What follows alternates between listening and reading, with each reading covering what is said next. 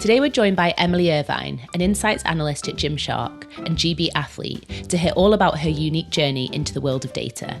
Despite coming from a mathematics background, Emily didn't initially see data as a career option. But after making the leap, she's discovered a dynamic and rewarding field. The data that I can kind of analyse and seeing every click that someone makes on our site and being able to be like, okay, so there's a friction there, how can I optimise that? And it's all for the purpose of driving revenue and driving like a better conversion and a better journey for the user. We also chat about the evolving perceptions of data. To people who maybe don't know like data well, I just say, oh, well, I analyse data, but actually it's so varied. Like I do so many different things, and so my thought of what data was a year ago, 2 years ago, however many years ago of it's the same thing every day is so different to what I now know it is. I now can see myself doing this for a long time and I love it. If you're starting out in data or just curious about the industry, Emily's insights and advice, like never being afraid to ask questions and knowing when to set boundaries, are sure to give you a fresh perspective. Enjoy! Emily, let's talk data. Oh, yes. So what I think is interesting is many people maybe slightly older than yourself in the data world, they, as they like to say, fell into data. Yeah. And now we know that people are making more considered career choices to come into data because it's a great space. But you yourself, although you did mathematics at university, also feel like you slightly fell into the industry. Is that fair? I did, yeah. To kind of give a bit of a backstory, I always loved maths growing up, had done maths A-level, really enjoyed it, loved the kind of problem-solving aspect of maths. Didn't see myself at that stage doing anything with maths in my career, had never even considered data or anything like that. Previously decided I was going to do a geography degree, and that kind of changed when I went travelling. I went around Southeast Asia and New Zealand, and I remember, I don't know what the turning point was, but I just remember thinking when I was in New Zealand, no, this geography degree is not going to get me where I can't imagine what I'll be doing in however many years with a geography degree. And I phoned up University of Birmingham and asked if I could switch to maths. They said, that's fine. The A-levels I had, they said, that's okay. So September 2020, went to University of Birmingham, did a maths degree.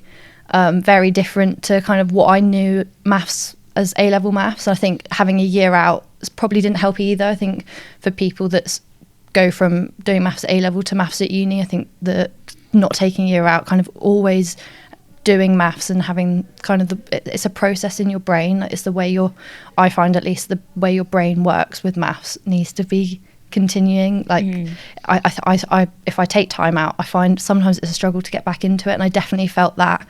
But yeah, at uni, I did a maths degree. It was through COVID, so it was a bit of a strange one anyway. It was all online in my first year, which probably wasn't the best start to experiencing maths. But yeah, I found my feet a bit, got the degree, and then after, still at this point, hadn't thought about going into data. I definitely had like a viewpoint of how I'd see data as sitting in front of a laptop, doing the same thing every day, very repetitive tasks. And for me, like I can't say that's also a strength of mine. Like I like to have change. I do get bored fairly quickly. I love to keep learning, and I think if it's a repetitive task like that I know that's not my strength, and I just won't enjoy it.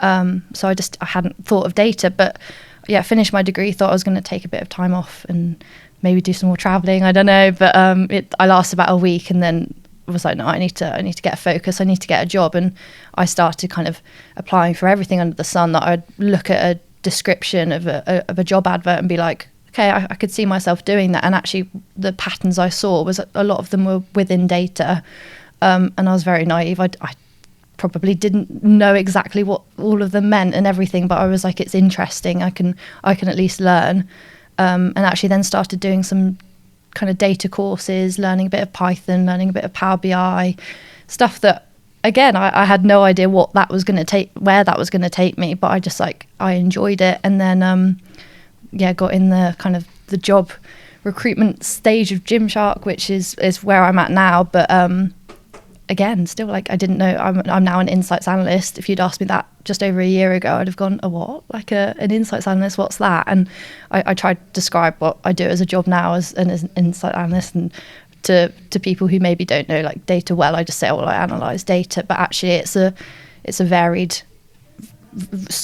Like I do so many different things, and so my thought of what data was a year ago, 2 years ago, however many years ago, of it's the same thing every day, is so different to what I now know it is. And I now can see myself doing this for a long time, and I love it. And it's definitely brought the different side out of me, and it's made me really love maths, because I think for a time at uni I maybe lost that love of maths a little bit, because there was aspects of my master's degree I didn't love. There was lots of theory, and I felt like I had to be Einstein at points where I was like, this isn't what I'm good at. But the problem solving I love, and I would happily, people know me from home, I'd happily just do maths papers for fun, which probably is some people's absolute hell, but I enjoyed that. So yeah, now I'm a data analyst. That's so interesting.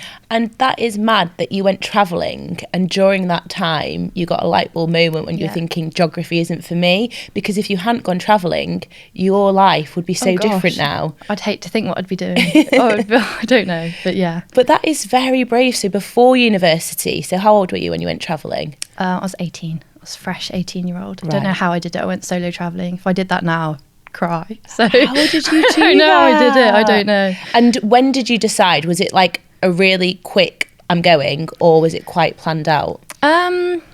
Thinking back to it, I don't know. I did plan my whole trip.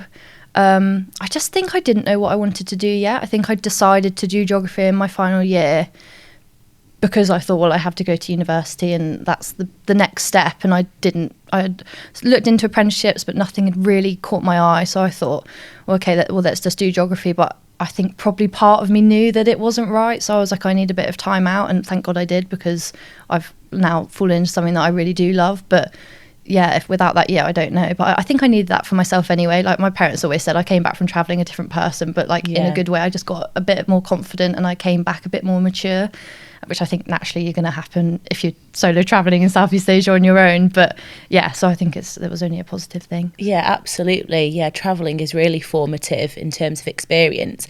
But that does show really it's just a series of being in autopilot education. It can be, and you said you feel you had to go to university. I mean, it's great that you explored apprenticeships and decided that it was the right route for you, but that is the thing, we don't really get time to think about things, and the education is changing, but it's also not. And I think a lot of the options out there aren't really exposed to us. Did you know data was a good career choice?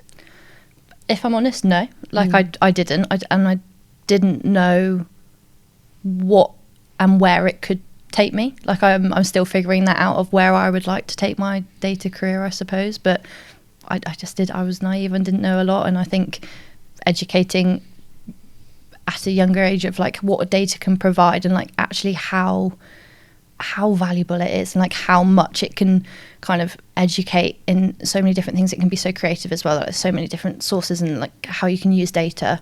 I think having that a bigger breadth of how many people are being educated on it would help. But yeah, for myself, I didn't. So how did you find out about the opportunity at Gymshark? So originally found it on LinkedIn, but already knew someone working within Gymshark. So I think just connections can help a long way, because I think if I didn't know that person, I wouldn't have had the confidence to go for the role. And so that definitely helped kind of give me the backing of, no, you might have a chance at this, definitely go for it. And it was a more lengthy process, and really educational, of just the different parts, how they recruit as well is really interesting. You do a task, and again, I so out of my depths in the task, but I got right into it, and I got stuck in, and it all worked out for the better. So brilliant. And Gymshark, is that a brand that you've always been impressed by and you've been inspired by? Yeah, I love sport, so for me, I remember buying my first set of leggings was probably Gymshark when I was just getting into the gym at 16. Used to be a gymnast, so as soon as I stopped gymnastics, I was right, I'm going to go to the gym. What leggings do I buy? I found Gymshark, loved Gymshark.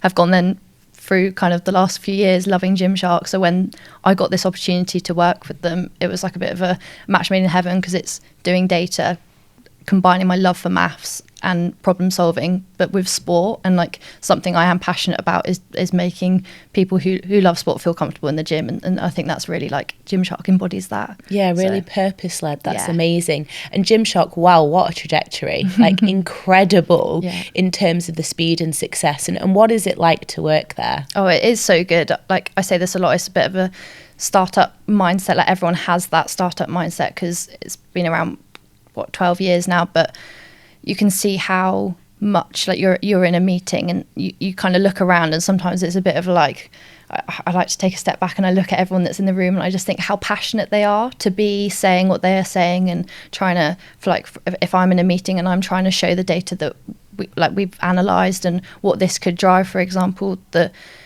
I am passionate with what I'm providing and what the change that could possibly be made from it, and the person that I'm providing the data to, whether that's a product owner or someone hired, that they are then passionate to then go make that change, and you can really see the changes, and it's really inspirational. Like, and it's growing so quickly as well. Like I've been there just over a year, and I'm constantly seeing new faces, and it's amazing. I don't feel new anymore, which is really quite nice. So, brilliant. Yeah. And so what does your job involve, and is it what you thought it would be?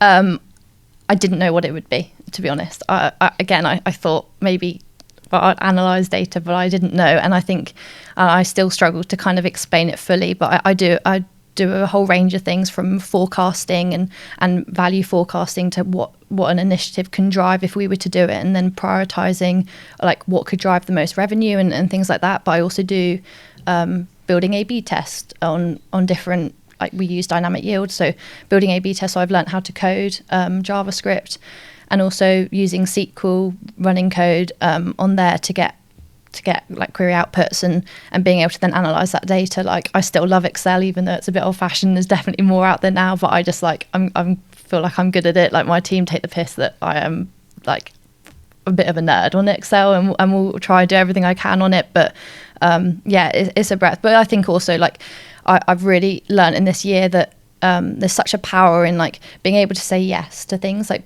a stakeholder will ask me if I can do it, and it is so powerful to be able to go, yes, I can do it, and I will go get that data for you right away. But I'm also learning that you sometimes need to know when to say no, because you can spread yourself so thin that sometimes you can't do that for the deadline they need it, and it's about communication. So I'm definitely improving on that side as well, like learning and getting better relationships with the people you work with, so there's a level of respect there as well, so that when I say, okay, I actually know that like, I won't be able to provide it for that deadline, this is why, but this is when I will be able to, there's an understanding there, like a base understanding already, so that it's only perceived in like a good way and they trust you with that decision. So yeah, brilliant. Very wise words, learning to say yes and no. Creating those boundaries. I'm still learning about the boundaries and saying no, but you're right, it is empowering. It is. And you are going to end up spreading yourself too thin or not giving the best version of yourself if you are saying yes to everything. And do you think, obviously you mentioned you've got a background in sport, could you just elaborate on that and how it started and where it is now? Yeah, so I started gymnastics when I was like really young. Like I think my mum just knew, like I was already like trying to grab onto everything and hang off it, so she was like, right, I'm going to put you into gymnastics and make you kind of sane there. But so I did that for 14 or 15 years, and then stopped that when I was about 17. Found the love for the gym. Like I've always loved sport. I always did sport in school as well. Found it like kind of focused my mind when like I wasn't always the most like educational, like academic person. Like I still would much rather be like running around on a field than sat doing some sort of like English essay. But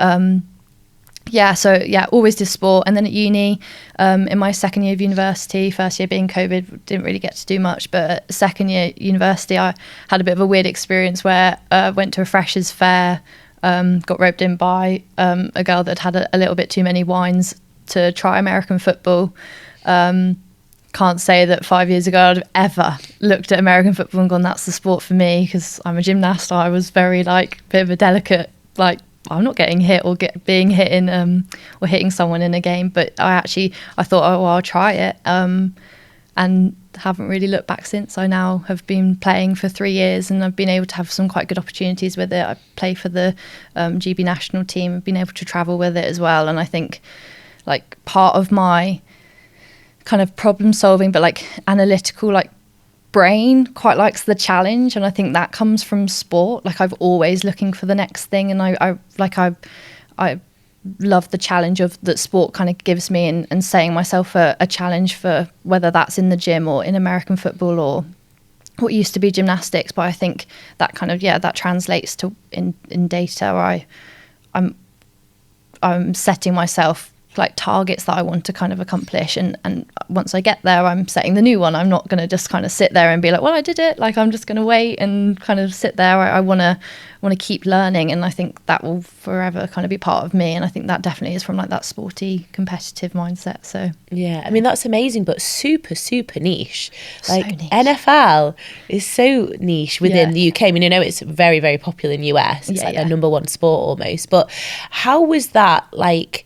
Because I know at the start it was it is a male dominated sport, and you were in a mixed team. Obviously your maths degree, I imagine, is quite male dominated. We'll come on to your role at Gymshark afterwards. But how have you found navigating those situations? Yeah, it was just interesting. I think because I had no preconception of what American football was going to be like, because I never really even, it's like data, like I didn't mean to get into it. American football, I didn't. It was all a bit of a chance. And I in my first year of playing, I was playing at University of Birmingham in the mixed team that was a male dominated team. I was the only female playing at the end of that year. And it was challenging. Like I can't say playing with guys is my favourite thing ever, because just out of a genetically size difference, like I there's not so much I can do, but you gain a level of respect from people from doing it. And I was able to get kind of great experience. Like I then was on the committee in my second year as the what's the name of it? Finance? No. Treasurer. A treasurer.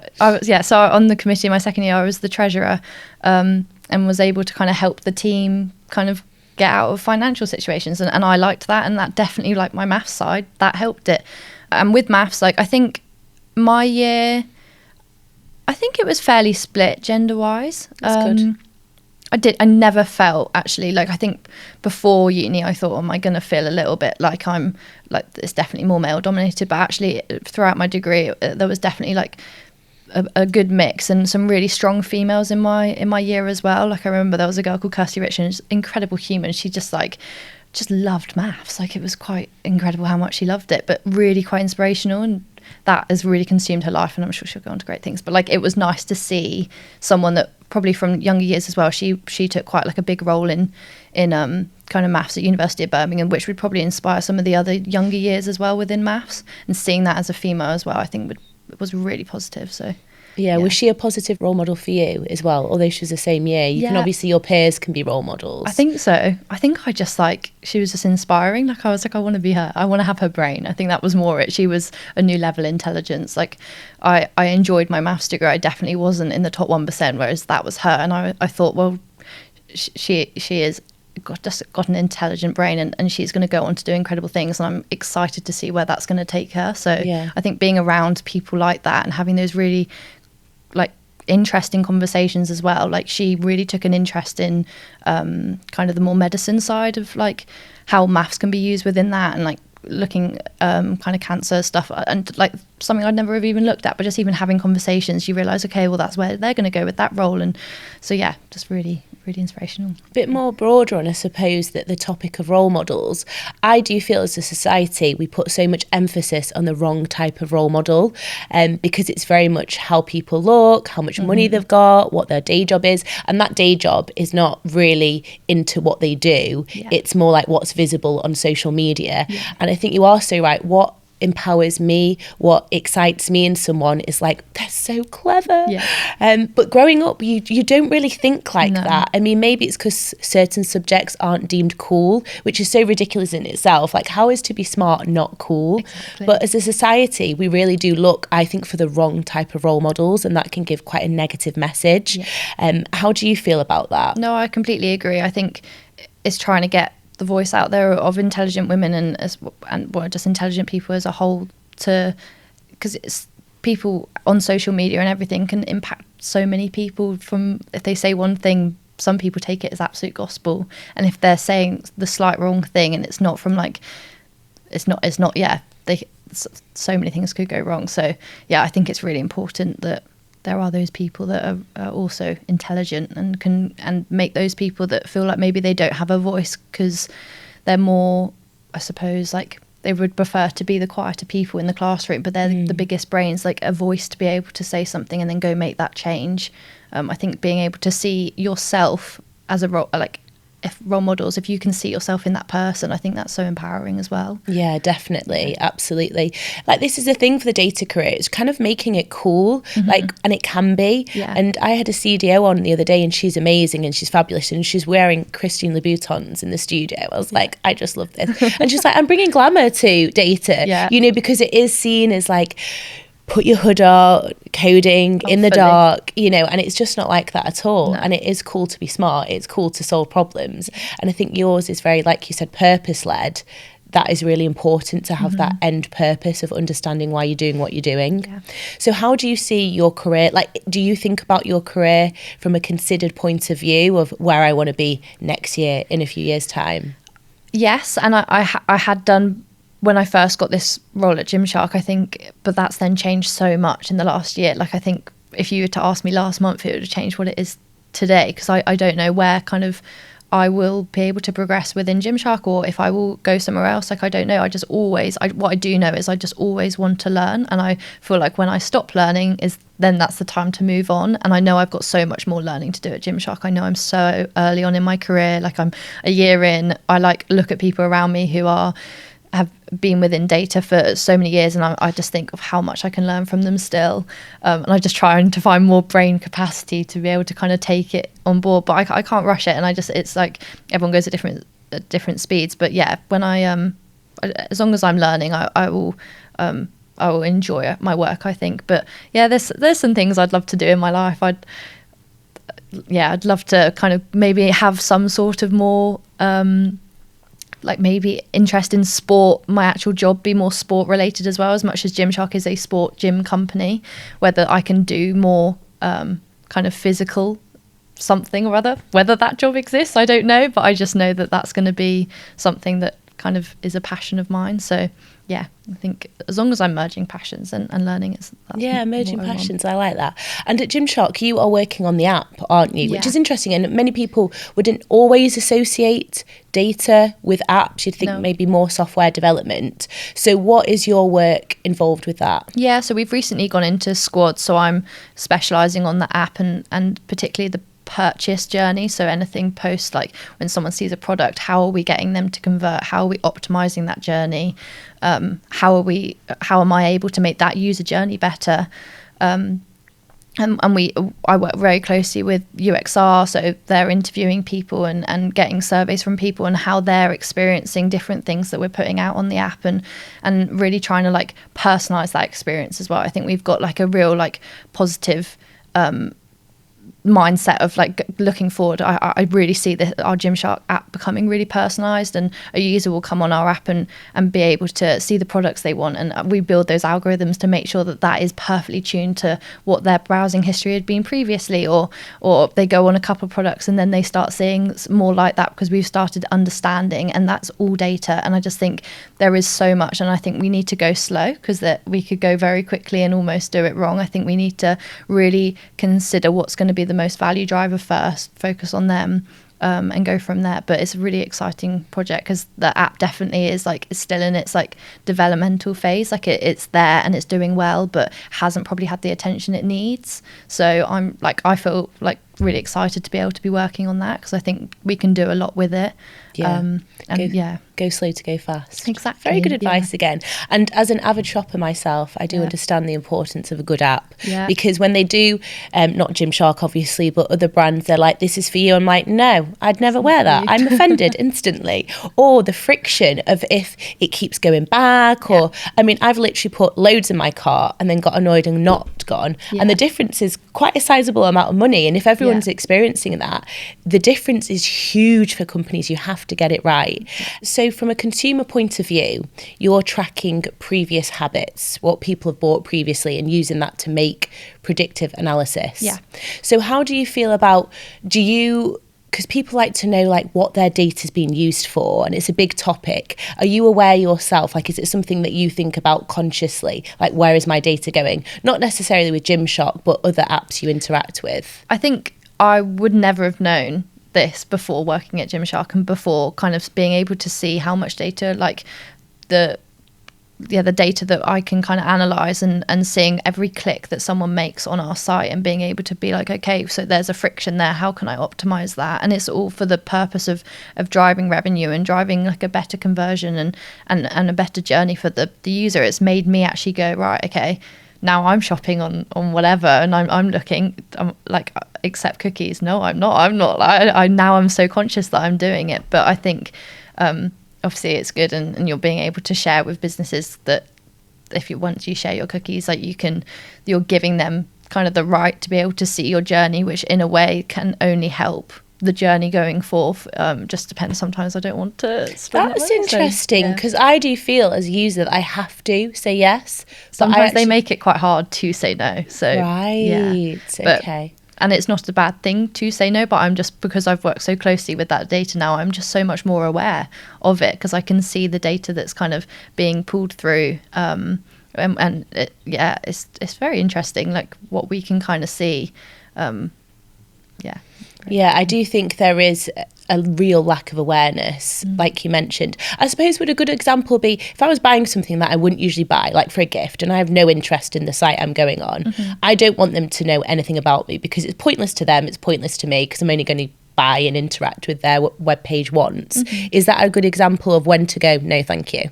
Not necessarily no thank you for cookies, but maybe if you yourself wouldn't want, say if you were a Gymshark shopper and you wanted your recommendations to be personalised to yourself, but this specific thing you were buying, you didn't want that to be part of it, then almost I'm giving bad advice, but don't log in. Like don't almost make yourself a different user at that point if you didn't want it to. But I suppose that's what is kind of exciting about being able to build all these algorithms and all these models for what we are going to be building with recommendations and stuff, because hopefully we will be able to then see those kind of trends and see the outliers of, well, that didn't follow this trend, and maybe we'll show one, and if that's never interacted with again, then that's not a product that they actually wanted to look, and that'd be an example of whether that was a gift or not. And obviously that's on a really small scale, that's looking at one person, so we need to be able to kind of spread that wider and be able to use those patterns better. But there's a lot that you can do with it, and it's about trial and error, but A/B testing it and seeing what works better, and really kind of seeing the value that can drive from it. So interesting. And you mentioned, of course, you're a GB athlete, which is absolutely amazing. And how do you see that progressing in the next few years? Well, I had a bit of a setback in summer. I broke my leg, so I don't know at the moment. No. We will see, but I would really like to keep going with sport. I think it's something that definitely, just like, I think without sport I'm not a happy person. People have definitely seen that recently when I had with the situation with my leg. So I know I will always be sporty. It's just what that looks like right now, I don't really know. I'm hoping I'll be back playing American football. We'll see. We'll see. I don't know. Was that in practice then that you broke your leg? I was playing a game. It was the first play of the game. My mum and dad and my sister had come up from Bournemouth to watch me in Birmingham. They hadn't even sat down yet, and I was already screaming on the floor, my leg facing the wrong way. So bit of a horrific sort of like quite traumatic, to be honest, but that's 5 months ago. So I'm definitely on the way, like the way forward. It's just whether I can play a contact sport again. We'll see how kind of delicate my leg is, but I'm hopeful. I think, and if not, I will find something else. Like I know I will find something else. I just need to kind of experiment with something, whether that's like a CrossFit sort of thing or just get really into the gym for a while till I find my next hobby. I don't know. But as long as I'm staying active, like I do find that is like a good like endorphin release happiness for me. Like that's just what works for me. And I know loads of other people have different kind of ways that they get their enjoyment, but for me it's sport. So forever, as long as I can move, that will be in my life. So yeah. And do you think that's given you confidence in your career as well? 100%. Like when I did gymnastics till I was about 12, I did artistic gymnastics, which is you on your own, beam bar, vault floor, and I would say I was probably, and I'd love to actually speak to my parents about this to see if they saw any change, but I was probably much more shy as a child. And then from about 12 till 16, 17, I changed, kind of moved over to team gym, which is you're 12 people on a floor doing gymnastics, acrobatics, and it's much more team camaraderie. Like you are a team, and you are then able to like communicate and socialize. And I think that brought something out of me that I hadn't had previously. And then playing American football, you're in a team, you have to communicate. Like if you don't communicate, you're not going to get far. And like on the football field, you have to communicate. Even sometimes that's just with your eyes. Like you're seeing something in front of you and you need to look at someone, and that person needs to go block for you. You stare at them and you go, well, block for me. But I 10 years ago probably wouldn't have had the confidence to even like look at someone like that. So I'm like, yeah, definitely sport has like massively helped my confidence. And I think like in the gym now, like people love to joke that I just chat all the time, and I know I'm an avid chatter in the gym, and I need to probably focus in a bit more because I spend far too long there. But I enjoy it, and I love to chat to people, because also it's at a place I love. Like I love the gym. Like I will happily like spend a lot of my time there. So like people chatting, you end up making so many friends there that have turned into some of my best friends because you share an interest. So it's really like helped my confidence massively. Yeah. I did team gym. Interesting. Yeah, I started recreationally, and then they were like, oh, Emma's good, but I was never really that good. To be honest with you, that kind of level sapped the enjoyment out of it for me, because I was also a runner, and they made me decide which one, and I decided gymnastics, and I should have gone with running, because really I feel like, I mean, I do run now, but I could have actually gone somewhere with that, but I had to make a choice. But it just sapped the enjoyment out of it. I think and I was with an older group of girls, and I remember I used to count out loud, going 1, 2, 3, 4, all the counts, and they all used to laugh at me. I was mortified. But then again, those kind of things, like even looking back, I didn't like going, but I probably didn't want to give up, you know, and maybe that has instilled something in me now. I mean, I don't know if I could have dragged it on quite as long as I did, but I do think all these things are so important, aren't they? It really does. I think it builds you as a person, like all those life experiences. Like I will always scream from the rooftops, like sport is it, but I'm so biased, so yeah. And when you say you always want to keep learning, do you read and listen to podcasts within the data space, or is it very much on the job learning? At the moment, I don't listen to enough podcasts that I would like to. I feel like I don't have enough time in the day, and also don't have the brain capacity. Sometimes I come home from work and I'm like, all I've looked at all day is data, and speak to stakeholders and kind of just chatted data. And I think sometimes I'm like, no, you know what? I just need to watch Love Island or like something not great, to be honest, just to be able to switch off, because otherwise I don't. Like a bit weird. I like at third year of uni I started to crochet, because I would find that I couldn't focus just watching TV. It's probably definitely like a generational, like people on their phones too much, and probably having like ADHD is much more common now, but like I would really struggle to just focus in on the TV. So I learnt to crochet, and I find that really kind of takes my mind off stuff. So at the moment, this is like been my new hobby of like I crochet a bit, and that takes my mind off. So I'm hoping there'll be a point where like I kind of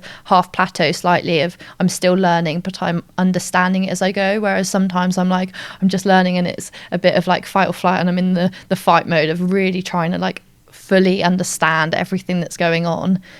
And maybe need to at some point take a step back and go, right, okay, I've learned all of this, I just need to like go slow. And sometimes that's just the time of year, like we've just had Black Friday, like it's going to be hectic, but like after Christmas hopefully it's a little bit more calm, and I can then in just my own time take that time to like learn more and make myself a better analyst kind of outside of work, so I can then bring things I learn outside into work. Because at the moment everything I'm learning is probably at work, which is great because I'm like so fortunate to be able to learn so much at work.